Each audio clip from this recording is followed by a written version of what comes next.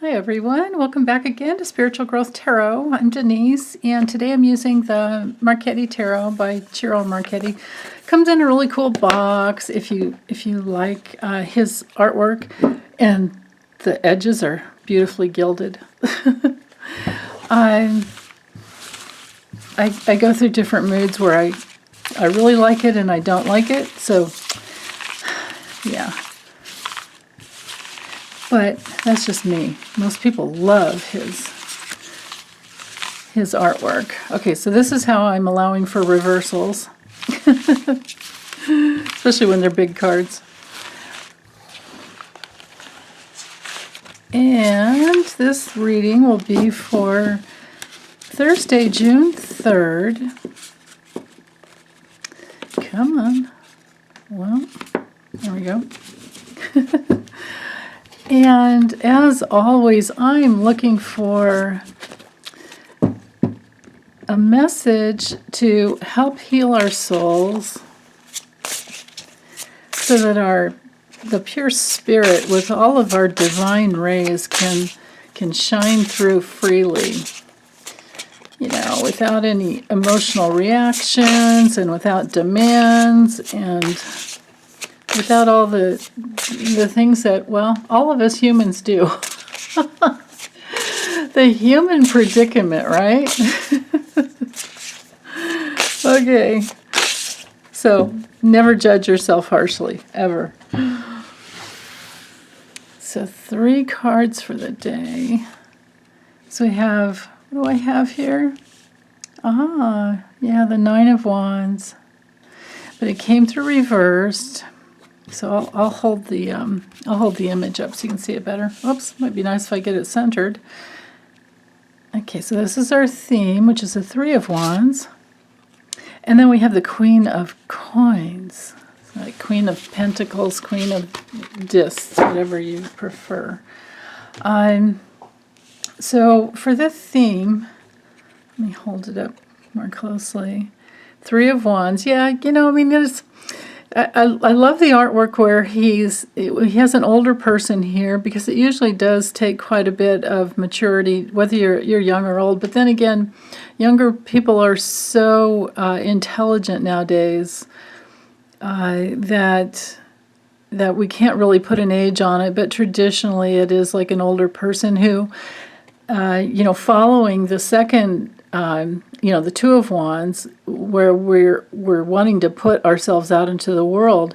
By the 3 of Wands, we have initiated action, and it's often a card of a happy outcome that's about to come in. We just have to kind of wait for it. It hasn't really come in yet.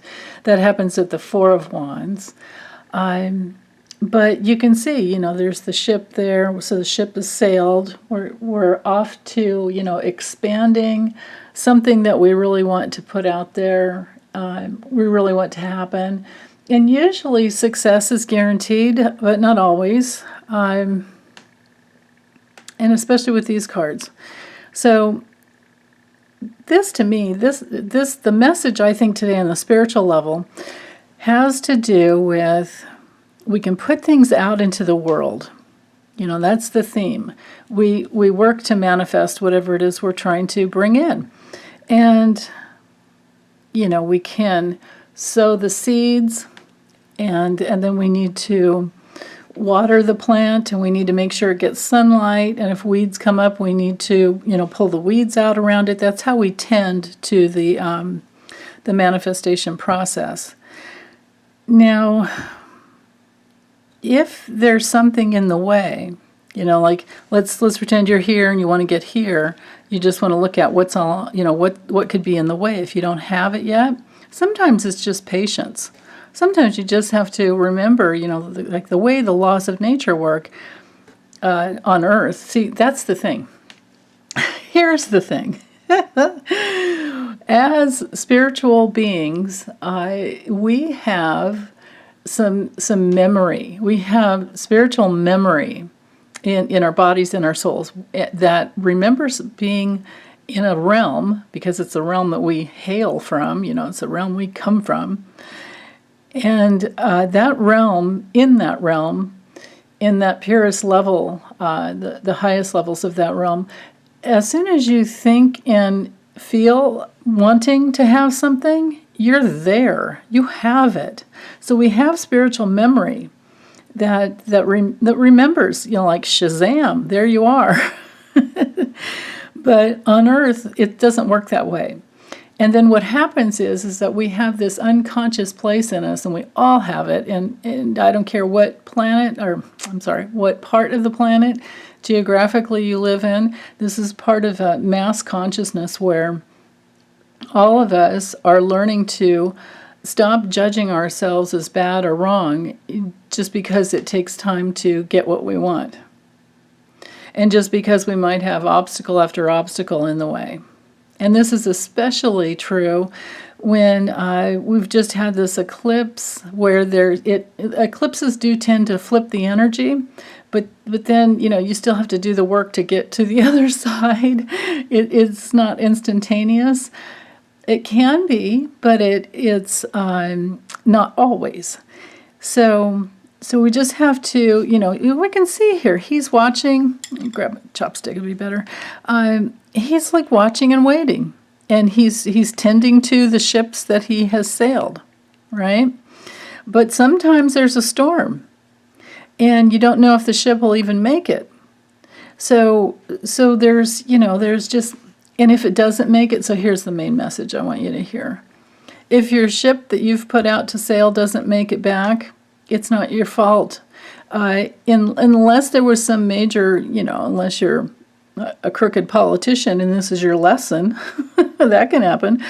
But for us, for people like us, no, it's just a lesson to figure out what went wrong. Sometimes it has nothing to do with you, and it just has everything to do with something else. Like, remember when that ship, this would be a literal explanation, remember when that ship got stuck in the Suez Canal? Well, everyone who had all their, products, wares, and everything on the ship, it wasn't their fault.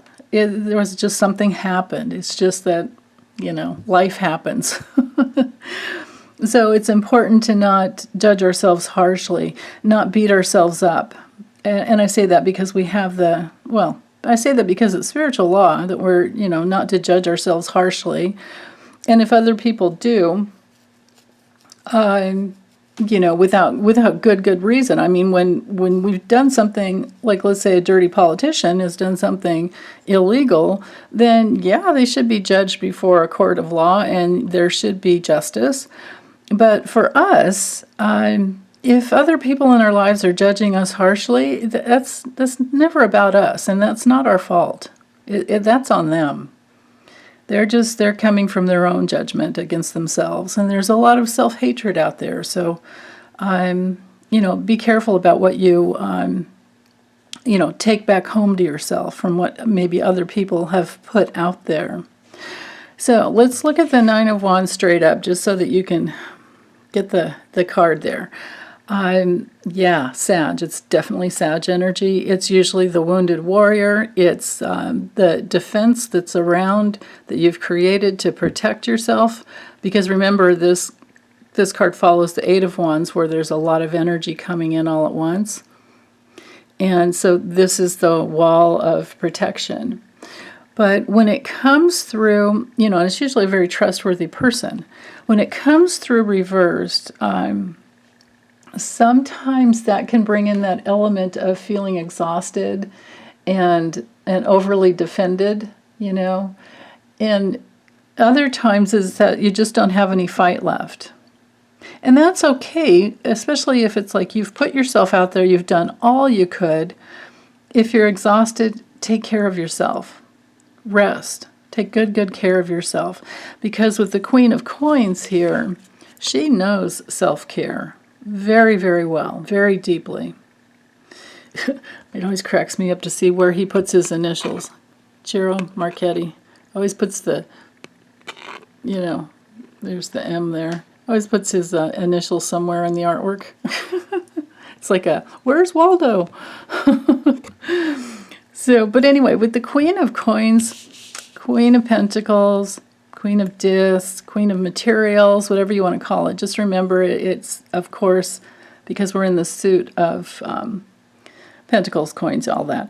We're in the realm of material, sustenance, stability, resources, all of that. And with the queen, all the queens are receptive. Just remember that, just like the feminine, receptive energy. It doesn't mean that that's passive. It just means that there's a receiving quality. So if you're feeling defensive, and actually, better this way. If you're feeling defensive, check and see if you're blocking your own receiving. Defense mechanisms will block our ability to receive. So when we've done all we can and we've put everything out into the world best we could possibly do, your passion's out there, your just a lot of hard work. It takes a lot of hard work to get to this place. And I think the main message here is just to don't give up. Don't give up. You can turn the Queen of Pentacles around and say, yes, I can receive. I mean, check out that image, right into your hands, right into your hands, right into your heart, right into your solar plexus. You can receive the beauty of the earth. You can receive all the stability, all the resources that you might need. Because when she's straight up, she has everything to do with being very practical and nurturing and, like I said, very, very resourceful.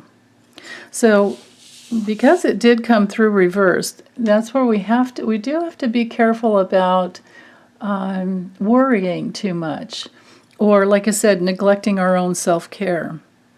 And that's especially true when the Nine of Wands comes through.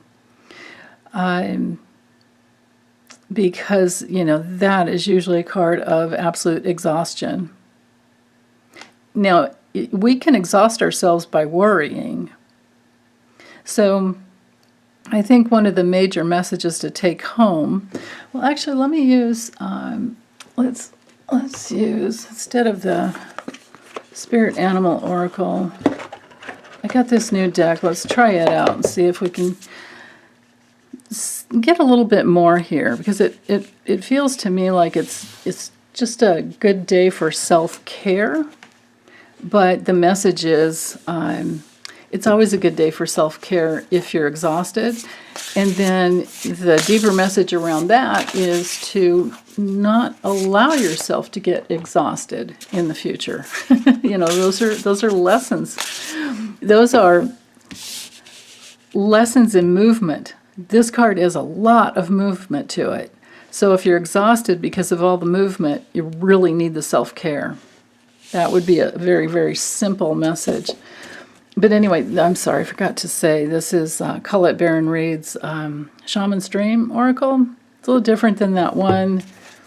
The one that has beautiful artwork on the outside. This one does too, but that deck didn't shuffle well, and